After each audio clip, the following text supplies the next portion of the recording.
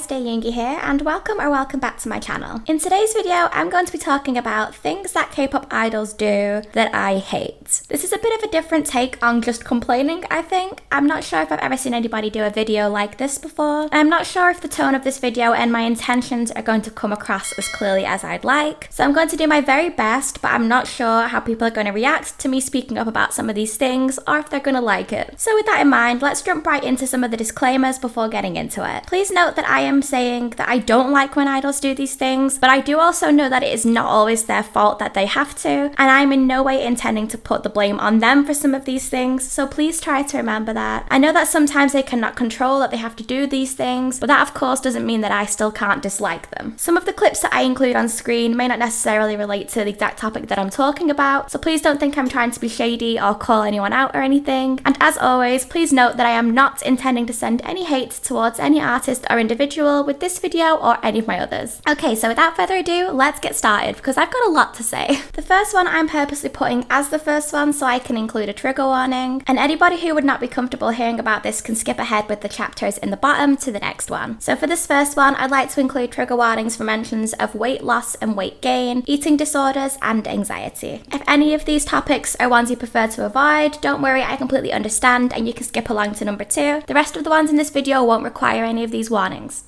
Okay, so for those of us who are still here, the first thing that K-pop idols do, which I don't like, is share their weight on social media. I'm not too sure if many male idols do this as well, but I am certain that this is something some female idols do because, well, I've seen the posts. K-pop idols having their own social media, such as Instagram, can be a great way for them to connect with fans around the world. They can share cute selfies and fun pictures of what they're getting up to, but occasionally some idols have been known to post pictures weighing themselves on a set of scales to their platform of hundreds and thousands of people. I know I said in the disclaimers that I'm not trying to be shady and call anyone out in particular, but for this one I am going to mention some names just so I can share the posts and you can understand what I'm talking about. Sunmi has been one of those to post her weight on the scales to Instagram. Somi has also done this, and the one I've seen do it a few times is Hyuna. Now fans have actually defended Hyuna over this in the past, saying that she has medical conditions which means she loses weight frequently and she struggles to gain it back. So sharing her weight gain process is her way of reassuring fans that she's trying to look after herself and also to help with her own anxiety. I believe Sunmi has also confirmed when she posted her own recent weight photos before her comeback that it was to show that she'd gained weight because in her previous era she was so underweight that she was worried she was too underweight. While I completely understand that there was absolutely no malice behind any of these photos, the effects that these could potentially have is very damaging when they're out there for a large number of people to see. And it's something that we all know is a very sensitive topic for a lot of us, always has been and always will be. So please don't come at me in the comments saying that people are too sensitive when discussing weight. They're not. And rightfully so. Because I don't think anybody can fully understand the extent of how triggering something like this can be, talking about weight I mean, for somebody who has suffered with an eating disorder. I read a lot of people talking about these weighing scales photos on Reddit, which I'm not going to share of course because of their privacy, but one user actually said that these posts have encouraged them to feel negatively, let's say, in the past when they have seen these tiny figures on the scales. Yeah, I just feel that although the idols who post these updates are normally probably doing it with good intentions to show their fans that they're working hard, I just think there's better ways to do that. A random photo of, I don't know, a selfie at the gym or whatever, something that says, I'm working hard for my comeback, would probably be in much better taste than something like showing your literal weight on the scales. It's just too personal in my opinion. The next thing K-pop idols do that I don't like is agree to do things like aegyo when they're clearly very uncomfortable doing so, or similarly encourage or force their fellow group members to do aegyo when they aren't comfortable with it. It's no secret that I hate aegyo. I've definitely mentioned it a few times in various videos at this point, but I'm not being biased here, I swear. Although I know somebody is going to say it, so I will address it first. Don't worry, I know some idols, especially newer ones who haven't been around for long, will kind of feel like they have no choice but to do exactly as they're told when fans ask them to do aegyo. They'll feel obliged to do whatever the fans want out of respect. But many idols have made it crystal clear that they're not comfortable doing aegyo. And I mean, if idols didn't hate doing it, then why would it be frequently used as a punishment? So when I see an idol get asked to do aegyo and their entire being shrivels up before they eventually do it and then cringe like mad when they're done, gosh, I feel so bad for them. You can see they don't want to do it, so surely that must mean you don't want them to do it as a fan. Isn't this now just awkward for everybody involved? And then you have what happens sometimes when idols say, no, I don't want to, and the rest rest of their group kind of encourage them to the point where they have literally no choice. I know why they're doing it. It's for the content and they want to try and give as much fan service as possible, but it makes me uneasy watching people who should know what sort of situation they're in because they're in the same one and can clearly see what they do and what they don't want to do, then forcing them to do it, you know? Rather than signing with them and politely telling fans that they refuse and then moving on. I saw a video not too long ago, which I'm sure a lot of us will have by now as well, where a fan asked Mamamoo's Hwasa to do Aegyo at a fan sign. She simply just said no, and then the fan understood straight away and we moved along. I really wish that this interaction could happen more frequently. A fan asked for Aegyo, an idol feels uncomfortable and they say no, thank you, I don't feel like it, and then the fan says okay, no worries, and then we move on. Nobody should have to do something that makes them uncomfortable, celebrities included. They're humans too. I wish people would remember that. In the previous point, I mentioned two little words we're going to talk about for the next thing idols do that I hate: fan service. Just fan service in general, and especially queerbaiting. I could probably make a whole video about this topic alone, so I'll try and keep it under control. Again, I know it's pretty much part of the job description at this point to do things you know will please the fans, but I think this is one of those things that took me a while to get used to when I first got into K-pop, aside from Aegyo, because I didn't realize it was a thing across all medias with an actual name. For those who don't know, fan service is something that somebody does with the intention of pleasing the audience, something they know the fans want to see. It's a service to them. So yes, Aegyo would count as fan service, and queerbaiting is when same-sex idols kind of act up like they have an interest in each other for the fans' benefit. In K-pop, I think the most common fan service we see is the way idols show an overt amount of affection towards their fellow group members, a lot of queerbaiting. Some groups have pretended to confirm fanships between the members to get fans excited, and another one I think we would see a lot is that sometimes they do a lot of skinship, where they're like really touchy-feely and act cutesy with each other because they know some fans like to see that. I know why they're doing these things. Their companies don't give them a choice. They know the fans want it. But for me, it's only encouraging fans to carry on wanting these sorts of things because they're used to getting them whenever they want. I think what irks me more is that when I think of queerbaiting, it's clearly often used as a marketing technique. Fans absolutely eat up this false idea that their faves are a little fruity for each other because they act like a couple when the cameras are on them. And it gets them more attention for acting like they're members of the LGBTQIA+ community, when in fact the real case that we all know is more likely is that society is still very homophobic, and if an actual LGBTQIA artist comes forward and wants to be open about their sexuality, they would be ridiculed to no end. But it's okay when idols pretend they have the hots for each other in a music video, as long as it's not really true. That's so wrong. I'm sorry, someone has to say it. This one's a bit controversial for me to even be talking about, but I don't care anymore. It's my channel and I want to talk about it. I hate when K-pop idols get called out for racism and they feign ignorance to protect their image of innocence. So hear me out. Yes, I myself am white and would never ever want to act like I know better than anyone on a topic such as racial discrimination when I haven't experienced the struggles firsthand. But as somebody who grew up in the 21st century, I have always been very aware of the world around me, the different issues with all types of discrimination, etc. So based off this, I simply point blank refuse to accept that in this day and age, so many idols do not simply know better at this point. I'm not talking about the times where idols wear a certain item of clothing their stylists made them wear and they have no idea what the background of it is and why they shouldn't be wearing it because they don't get a choice in the matter. I'm talking about when an artist says something derogatory towards another race or mocks or imitates them and then pretend they don't know why that's offensive. The usual argument you hear when an idol is accused of racism is that the culture is very different in Korea and that they often do not know why they're being offensive.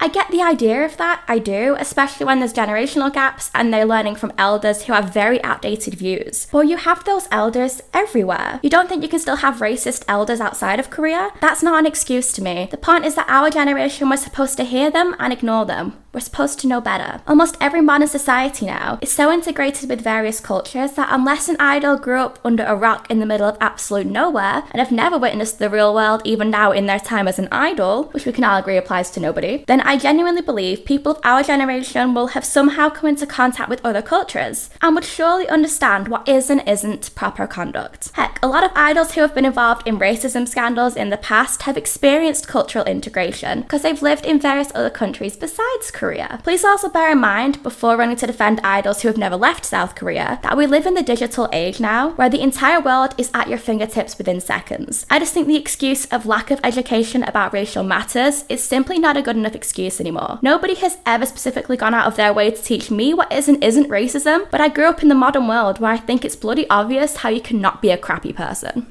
The next thing I want to talk about that I'm not a fan of is when idols play into the boyfriend-girlfriend idea by acting all offended if a fan starts dating or even saying they stan another group. I've touched upon this topic previously, I think perhaps in one of those videos where I reacted to unpopular opinions from Reddit, and somebody mentioned something about idol behaviour and fan service going too far. But I wanted to talk about this one separately to the fan service point I made earlier, so we can talk more about the implications of when idols say things like this to fans. This has always been a thing for as long as I can remember while I've been into K-pop. It's kind of like this banter idols have with their fans where they tell them they're not allowed to date, acting all offended when they say I have a boyfriend or a girlfriend. It would be funny if idols were doing this as some sort of like Uno reverse card and turning around on fans the exact same things they say to them, but that's never really it. Idols usually do this as some sort of fan service because they know the fans want to hear it, and like the idea of they feel like they belong to the idol. The reason why I completely disagree with idols doing this and low-key kind of hate it is because it very much blurs the lines between idol and fan, a line which is very blurry already because clearly not enough boundaries are set with fans and they think they can do whatever they want. It very much plays into this idea that idols aren't celebrities and that they're actually obtainable to fans, and it concerns me when that door is opened and fans start to think that they're entitled to more from their idols than just a celebrity because they kind of have been encouraged to do so. It's just dangerous to me because all this does is encourage fans to do things such as say-sang behaviour, aka the crazy, obsessive and somewhat stalker fans. And I think that this is because these sorts of comments from people they idolise make it even harder for them to distinguish and identify the fact that they're in a parasocial relationship with somebody who doesn't know they exist because it doesn't feel like it to them. But in reality, nothing the idols are saying to them is as personal as it feels. They're just making it feel that way, and I'm against that. Next up, the thing we're going to discuss, which I hate, is when idols react to their label mates' music videos. Okay, this one's a bit more lighthearted because I've brushed over some serious topics in this video already, and I'll admit it's probably just a bit more of a dislike or a I don't get it, rather than something I quote-unquote hate. But this has been a bit more of a thing in recent years, where companies will have a group come back and then have their label mates react to it on YouTube. I personally think that they've started doing this after seeing how successful reaction videos can be on social media. They get hundreds of thousands of views, and it's good advertising for both the artist promoting and the artist reacting to them because like both sets of fans will see it. But at the end of the day, you need to go into these understanding that they are fake. If you know that and just want to see them anyways, then fine. But if you're going into it watching these videos expecting genuine reactions to a song, then I can assure you now you're not going to get them. The idol reacting could think that this is the worst song they've ever heard in their life, and you would never even know because they're not allowed to show that in their face. No matter what, they're going to have to try and find something, anything nice to say because they don't have a choice. If they are seen to have a negative opinion on a song, which of course they are entitled to, it happens to all of us, the fandom of said song they're reacting to would lose their minds and send them an endless amount of hate. So call me pessimistic, but with that in mind, I just think, then what's the point of watching artists react to each other's songs for us as viewers? I understand the benefit for companies, but for someone like me, a casual viewer, I'm not getting anything out of this. I'm not learning how an artist feels about another artist's music. I'm not learning about their friendship. I'm learning how well they can act supportive. Of course, like I said, this isn't that deep, I know it isn't. And again, I know they're doing these reaction videos because their label told them to. It's not like they'll have a say in the matter. It's just that for me, if these weren't a thing, I wouldn't really even notice.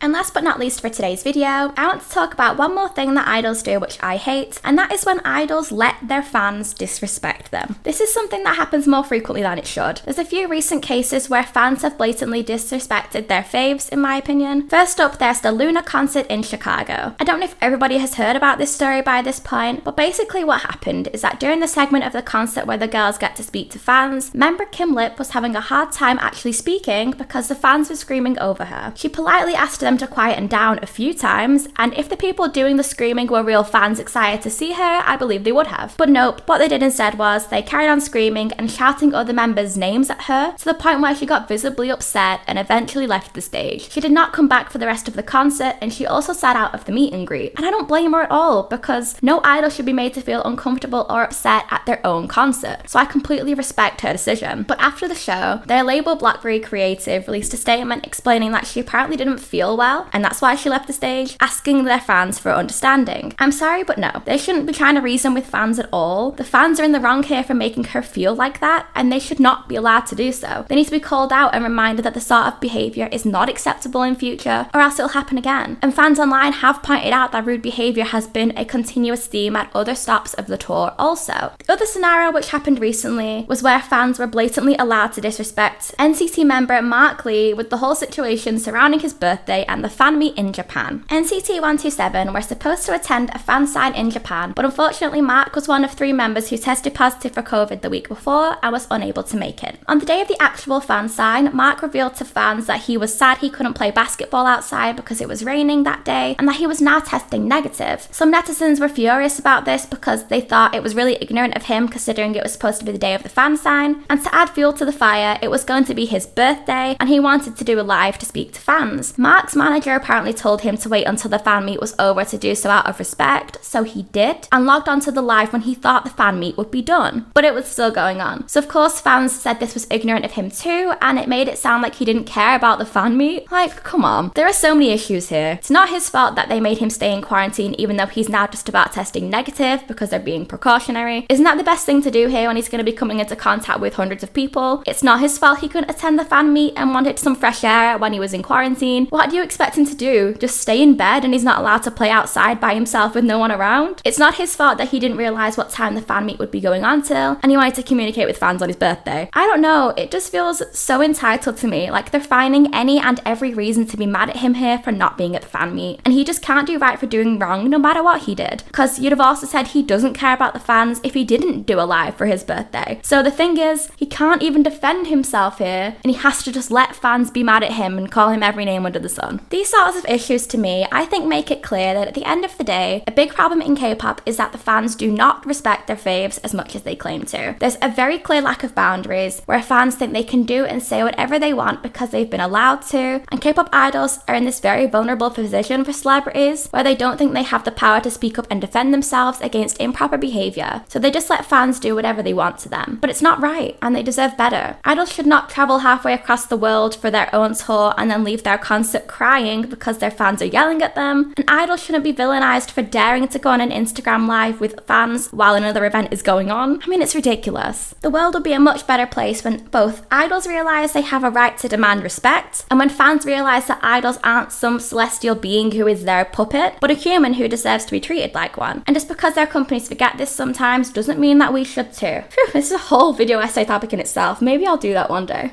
Okay guys, and that was it for today's video. Thank you so much for watching if you got this far. I really hope you enjoyed the video and understand what I'm getting at. Not gonna lie, I had a lot of fun making it and trying to script some serious topics to talk about a few things at once. So if you did enjoy the video, please let me know by giving it a thumbs up and sharing some of your thoughts in the comments. If you're new here and haven't yet subscribed, please hit the subscribe button down below and turn on the notification bell. That'll let you be the first to hear whenever I upload. And as always, my social medias will be on screen. That is my Twitter and my Instagram. I always follow back fellow K-pop stans, so let's be friends. I'll see you next time. Bye guys!